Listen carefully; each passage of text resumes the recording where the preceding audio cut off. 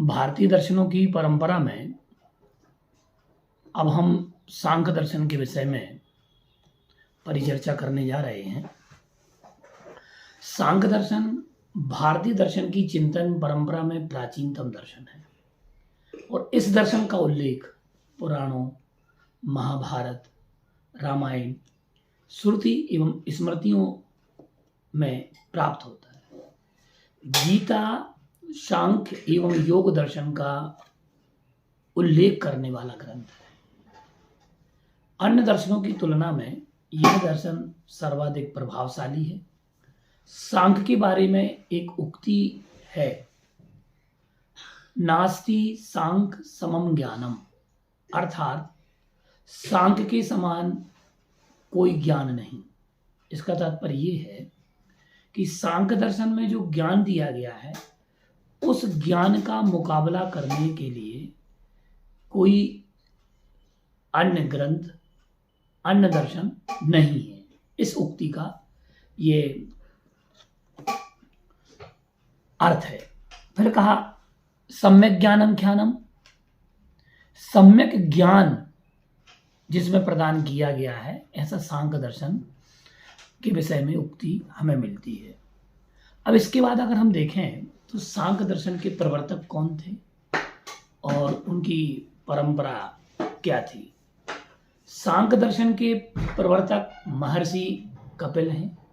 सांख्य दर्शन का मूल ग्रंथ महर्षि कपिल का तत्व समास है और उन्होंने ही सांख्य मत को विस्तार पूर्वक समझाने की दृष्टि से सांख्य सूत्र नामक विशद ग्रंथ की रचना की।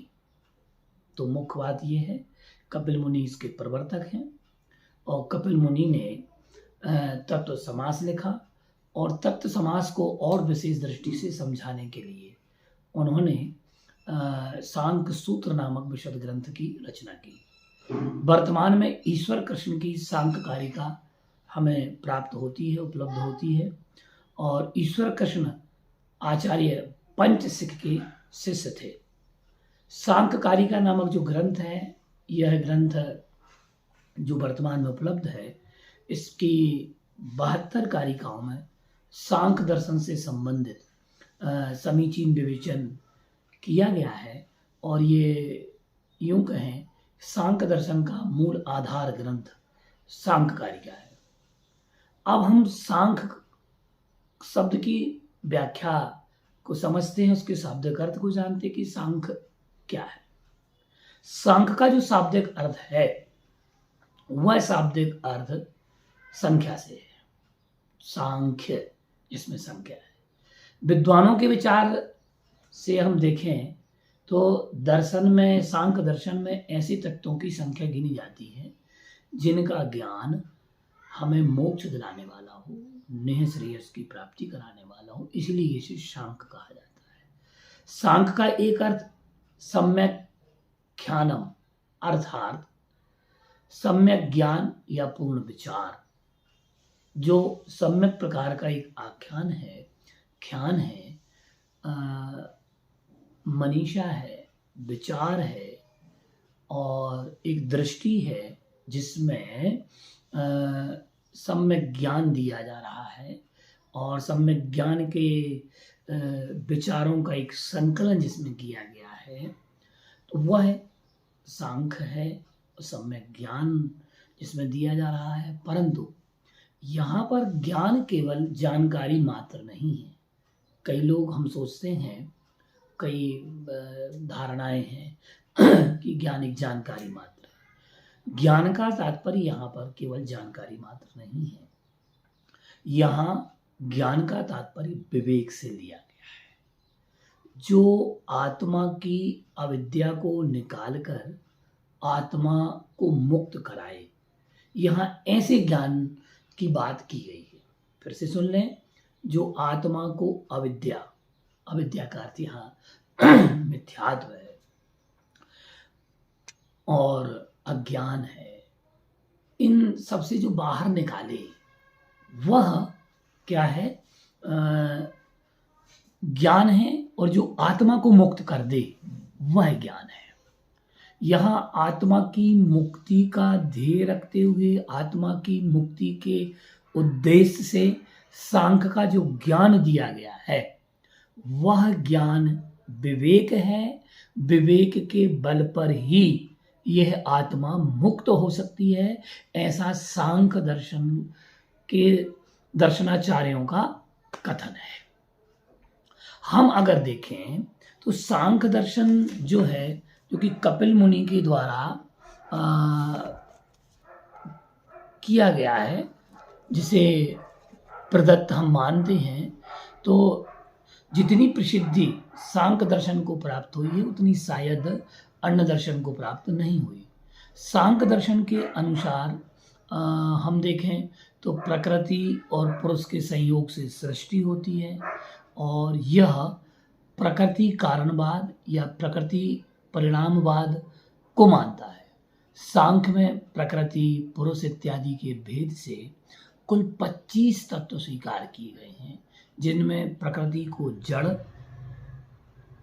प्रधान, अव्यक्त, अक्षर, विकासशील इत्यादि नामों से परिभाषित किया गया है या जाना जाता है, तथा पुरुष को चेतन रूप में, नित्य रूप में, निर्विकार रूप में, दृष्टा, अकर्ता, अविषय तथा भोक्ता इत्यादि नामों से पुकारा जाता है। और प्रकृति तथा पुरुष के संयोग से ही सृष्टि, सर्ग की बात की गई है। और जो कि जैसे कि उन्होंने एक उदाहरण दिया है अंधे और लंगड़े के समान, कि जैसे कि प्रकृति पुरुष का संयोग अंधे और लंगड़े के समान है, जिनमें पुरुष को लंगड़ा तथा प्रकृति को अंधा दर्शाया है। ये अंधे और लंगड़े, प्रकृति और पुरुष दोनों ही एक दूसरे का आश्रय लेकर के, एक दूसरे पर उपकार करके सृष्टि करते हैं। सांख्य दर्शन में प्रमाण की अगर हम बात कहें, कितने प्रमाण स्वीकार किए गए हैं, तो इसमें 3 प्रमाण स्वीकार किए गए हैं। प्रमाण सांख्य को जानने का साधन है, एक साधन के रूप में यहाँ प्रमाणों को स्वीकार किया गया है। और जो प्रमाण हैं इनमें प्रत्यक्ष प्रमाण, अनुमान प्रमाण तथा शब्द प्रमाण, ये 3 प्रमाण स्वीकार किए गए हैं। और मुख्य इसका जो सिद्धांत है वो सत्कार्यवाद का सिद्धांत है। अब हम 25 तत्वों को देखें कि 25 तत्व जो हैं, ये 25 तत्व कौन कौन से हैं। तो सांख्यकारिका के सृष्टि क्रम सर्ग में कहा गया है कि जब सृष्टि क्रम को बताते हैं सांख्य दर्शनाचार्य, तो सांख्यकारिका के आचार्य कहते हैं कि पुरुषस्य दर्शनार्थम कैवल्यार्थम तथा प्रधानस्य पंग वंध वदुत भयोरपि संयोगस्तत्कृतः सर्ग। प्रकृति और पुरुष के संयोग हो जाने पर प्रकृति में महत्त्व, जिसको बुद्धि तत्व भी कहा जाता है, उस महत्त्व से अहंकार उत्पन्न होता है। अहंकार से 5 तन्मात्राएं, यहाँ 5 तन्मात्राएं जो हैं शब्द, स्पर्श, रूप, रस और गंध, ये 5 तन्मात्राएं हैं। फिर से सुन लें, शब्द, स्पर्श, रूप, रस और गंध, ये 5 तन्मात्राएं हैं। तथा 5 ज्ञानेंद्रियां, जिनमें श्रोत्र अर्थात कर्ण, त्वक त्वचा, चक्षु, जिह्वा, नासिका, ये 5 कर्मेंद्रियां हैं। ये ज्ञानेंद्रियां हुई 5, और कर्मेंद्रियां जो कार्य करती हैं, शरीर में हमारा सहयोग करती हैं, या बाह्य रूप से हमें जो बाह्य उपकरणों के रूप में हमें सांसारिक जीवन को, सांसारिक क्रियाओं को व्यतीत करने के लिए हमारे लिए सहयोग करती हैं, वह है कर्मेंद्रियां जो कर्म करती हैं। वाक, पाणी, पाद, पायु, उपस्थ तथा मन, इन 16 तत्वों का समुदाय उत्पन्न होता है। और 5 तन्मात्राओं से पुनः 5 महाभूत तत्व उत्पन्न होते हैं। 5 महाभूत तत्वों में हम जाने आकाश, वायु, अग्नि, जल और पृथ्वी। पृथिव्यप तेजो वायु वनस्पतियः आदि एक सूत्र जैन दर्शन में आता है, जो कि इन के लिए आपके लिए सहायक सूत्र रहेगा। पृथिव्यप तेजो वायु वनस्पतियाँ स्थावरा आदि है, इसमें आकाश तत्व नहीं है। और अगर जैन दर्शन की अगर हम देखें पंचास्तिकाय, तो उन पंचास्तिकायों में आपको आकाश का वर्णन मिल जाएगा। आप उस सूत्र से भी इसको यहाँ हल कर सकते हैं। सांख्य दर्शन में बहुत जो सिद्धांत हैं, उन सिद्धांतों को जैन दर्शन और सांख्य दर्शन, इनमें बहुत सारी चीज़ें जो हैं, बहुत सारे तत्व हैं, बहुत सारे विचार हैं, इनमें बहुत कुछ मिलता जुलता है। मैं मानता हूँ शायद इसलिए सांख्य दर्शन को बहुत अधिक प्रसिद्धि प्राप्त हुई, क्योंकि सांख्य दर्शन में बहुत ऐसे तत्व हैं जिन तत्वों का वर्णन अन्यान्य पद्धति से किया गया है, और जैन दर्शन का बहुत कुछ इसमें मिलता जुलता समानता हम कह सकते हैं कि बहुत सारे तत्वों में, बहुत सारे विचारों में, और इसके दर्शन में, इसकी दृष्टि में और इसकी मनीषा में बहुत वैचारिक तालमेल बैठता है। या यूँ कहें, ये एक दूसरे से प्रभावित कहें तो हम ये भी कह सकते हैं, या एक दूसरे का प्रभाव इस पर स्पष्टतया दिखाई देता है। और इस शब्द, स्पर्श, रूप, रस, गंध, इन तन्मात्राओं का मिलन क्रमशः आकाश, वायु, अग्नि, जल, पृथ्वी, पंच महाभूतों से होता है। एक कारिका है, उसमें प्रकृतिर महास्ततो अहंकारास तस्माद गणस्य षोडकः तस्मादपि षोडस्कात् पंचभ्यः पंचभूतानि। अर्थात पुरुष, प्रकृति, महातत्व, जिसको बुद्धि तत्व भी कहते हैं, इससे अहंकार उत्पन्न होता है। फिर अहंकार से पंच तन्मात्राएं, पंच ज्ञानेंद्रियां, पंच कर्मेंद्रियां, मन, पंच महाभूत, ये 25 तत्व इसमें स्वीकार किए गए हैं। हमने बात करी थी सिद्धांत की कि सांख्य कारिका में किस सिद्धांत को प्रमुखता दी गई है। तो सांख्य कारिका में सदकार्यवाद इसका प्रमुख सिद्धांत है। और ये आप सब ध्यान रखें कि सत्कार्यवाद को हम किस तरीके से समझेंगे। सत्कार्यवाद के विषय में कहा गया है कि सांख्य दर्शन में परिणामवाद को ही सत्कार्यवाद के नाम से जाना जाता है। सत्कार्यवाद में यह स्पष्ट किया गया है कि प्रत्येक कार्य की अपनी उत्पत्ति से पूर्व अपने उपादान कारण में अव्यक्त रूप से स्थापित अवश्य होता है। असत्कार्यवाद को न्याय या वैशेषिक स्वीकार करते हैं। न्याय और वैशेषिक दर्शन में असत्कार्यवाद को स्वीकार किया गया है, लेकिन सांख्य दर्शन में सत्कार्यवाद की पुष्टि के लिए 5 हेतु माने हैं। और ईश्वर कृष्ण के द्वारा प्रतिपादित सत्कार्यवाद का स्वरूप ऐसा बताया गया है: असत्करणात् दुपादान ग्रहणात् सर्वसंभवाभावात् सक्तस्य सक्ककरणात् कारण भावाच्च सत्कार्यम। पुनः सुन लें: असत्करणात् दुपादान ग्रहणात् सर्वसंभवाभावात् सक्तस्य सक्ककरणात् कारण भावाच्च सत्कार्यम। अर्थात असत्करणात्, इसका तात्पर्य यह है कि जो असत अर्थात अविद्यमान है उसे वहां से उत्पन्न नहीं किया जा सकता। जो वस्तु जहां विद्यमान है, असत अविद्यमान है, उसे वहां से उत्पन्न नहीं किया जा सकता।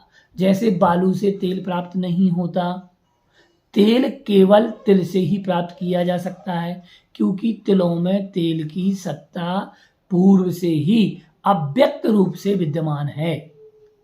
दूसरा लक्षण सत्कार्यवाद का उपादान ग्रहणात्। इसका अभिप्राय यह है कि विशिष्ट कार्य किसी विशिष्ट उपादान में पहले से ही सत है, अर्थात जिसका उत्पन्न करने के लिए विशिष्ट उपादान को ग्रहण किया जाता है। जैसे पट कार्य करने के लिए तंतु उपादान को ग्रहण किया जाता है, ना कि बालू को। इसी प्रकार तेल का उपादान तेल है और दही का उपादान दूध है। दही जो है कहा भी गया है कि पाषाणेषु यथा यथा हेमम, दुग्ध मध्य यथा घृतम, तिल मध्य यथा तेलम, देह मध्य तथा शिवः। ये बताया गया है शास्त्रों में, दर्शन ग्रंथों में, नीति ग्रंथों में हमें वर्णन मिलता है कि जिस प्रकार से पाषाण में स्वर्ण, पाषाणेषु यथा हेमम, दुग्ध मध्य यथा घृतम, दूध के मध्य में दही और घी प्राप्त होता है, अव्यक्त अवस्था में विराजमान है। इसके साथ साथ में कहा कि तिल मध्य यथा तेलम, जिसको कहा तिली में तेल, देह मध्य तथा शिवा, उसी प्रकार से देह के मध्य में ये शिव रूप आत्मा या आत्मा को ही शिव कहा गया। तो ये उपादान ग्रहणात है। सर्व संभावावाद अर्थात किसी कारण से अगर हम देखें तो कहा गया है कि चाहे किसी कार्य की उत्पत्ति नहीं की जा सकती, जैसे तांबे से सोने के आभूषण नहीं बनाए जा सकते। यदि ऐसा होता तो तिल और तेल से दही को उत्पन्न किया जा सकता। अर्थात जो संभावनाएं हैं, जिस उपादान में जो संभावनाएं हैं, उससे वही संभावनाएं प्राप्त की जा सकती हैं। हम नई संभावनाओं को प्रकट नहीं कर सकते। तिल से तेल की संभावना है, दूध से दही की संभावना है। सक्तस्य सक्क करणात्, जो वस्तु जिस कार्य को करने में सामर्थ्य रखती है, उससे उसी कार्य की उत्पत्ति हो सकती है, अन्य की नहीं। जैसे तिल से तेल, दूध से दही, उत्पत्ति इसलिए देखी जा सकती है। कारण भावात्, तात्पर्य है कि कार्य कारण भिन्न ना होकर कारण का ही एक रूप है, अलग नहीं। अलग होता तो चना से गेहूं की उत्पत्ति की जा सकती थी, परंतु ऐसा नहीं होता। चना से चना उत्पन्न होता है और गेहूं से गेहूं उत्पन्न होता है। इस प्रकार से जो 5 कारण बताए हैं, असद करणात्, असत का अर्थ अविद्यमान, उपादान करणात्, जिस कार्य से जो उपादान किया, जिस कार्य विशिष्ट उपादान में पहले से अव्यक्त रूप में उपस्थित होता, सर्व समभावात्, कार्य की उत्पत्ति किसी कारण से किसी कार्य की उत्पत्ति नहीं की जा सकती। पर का सक्क करणात्, जिसमें जो शक्ति है उससे हम वही प्राप्त कर सकते हैं। कारण भावात्, अर्थात कार्य और कारण भिन्न नहीं हो सकते। इस प्रकार से हमने सत्कारवाद को जाना। और सांख्यकारिका में सत्कारवाद, प्रकृति का स्वरूप, सृष्टि का क्रम आदि बहुत सारी बातें इसमें बताई गई हैं। कैवल्य को मोक्ष के नाम से भी जाना जाता है। तीनों प्रकार के दुखों की एकांतिक व आत्यांतिक निवृत्ति ही मोक्ष है, और यह दुख निवृत्ति प्रकृति पुरुष ज्ञान से ही हो सकती है। साक्षात्कार होने पर पुरुष प्रकृति के बंधन से मुक्त हो जाता है। पुरुष प्रकृति को रंगमंच पर नृत्य करती हुई नर्तकी के रूप में देखता है। नर्तकी के नृत्य को देखने के बाद दर्शकों में नर्तकी के प्रति कोई उत्सुकता नहीं रहती। नर्तकी स्वयं ही दर्शकों के सामने से हट जाती है। ऐसे ही अपने से भिन्न रूप में प्रकृति के वास्तविक स्वरूप और रहस्यों को उद्भूत करने के बाद तत्ववेत्ता पुरुष को प्रकृति के प्रति कोई उत्सुकता नहीं रहती। प्रकृति भी पुनः पुरुष के समक्ष नहीं आती। कहा भी गया है सांख्यकारिका में कि रंगस्य दर्शयित्वा निवर्तते नर्तकी यथा नृत्यात्, पुरुषस्य तथात्मानं प्रकाश भी निवर्तते प्रकृति। तत्व ज्ञान की प्राप्ति हो जाने पर प्रकृति के धर्म अधर्म, अज्ञान, वैराग्य, अवैराग्य, ऐश्वर्य तथा अनैश्वर्य 7 रूप निवृत्त हो जाते हैं। फिर भी पुरुष प्रारब्ध कर्मों के संस्कार के कारण कुमार के चाक के घूमने के समान शरीर को धारण किए रहता है। कहा गया है सम्यक ज्ञानाधिगमात् धर्मादीनां कारण प्राप्तौ तिष्ठति संस्कार बसात चक्र भ्रमी वद धृत शरीरः। शरीर को धारण करता है धृत शरीरः।